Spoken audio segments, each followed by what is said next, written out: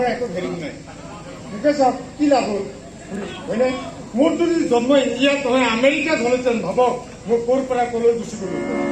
আমেৰিকাত জন্ম হোৱা হ'লে তুমি ক'ৰ পৰা ক'লৈ গুচি গ'লাহেঁতেন সেইটো মই নাজানো কিন্তু এতিয়া তুমি ক'লৈ যাবা সেইটো মই ঠিক ক'ব পাৰোঁ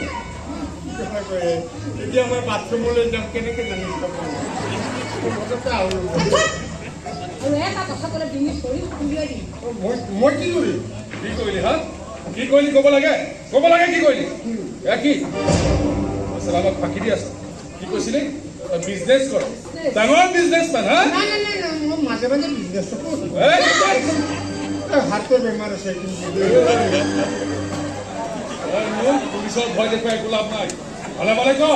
তই কোন আৰু কি উদ্দেশ্য লৈ ইয়াত আহিছ মনে মনে নাথাকিবি তাৰ চোৱাত খাতৰ আচলতে খুৰী কেছটো এনেকুৱা মানে মই কমাই দিয়ক বলবন্ধ কৈ দিয়ক আৰে কৈ দিয়ক এটা সৰু কথা কৈ ইমান হুলস্থুল হৈ আছে তেতিয়া সঁচা কথাবোৰ কৈ দিয়ক যে ড্ৰেছটো নকল কি নকল মা আৰে এয়া নাটকৰ ড্ৰেছ না চহৰত আমি দুই নাটক কৰিবলৈ ওলাইছো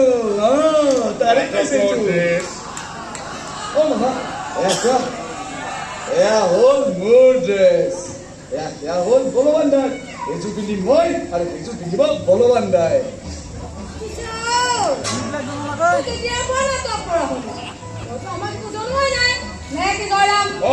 তই কিয় জনোৱা নাই আমাক কিয় মানে সাৰপ্ৰাইজ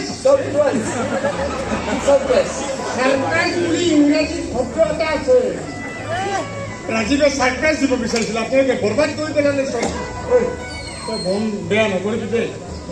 মন বেয়া ভগৱান দা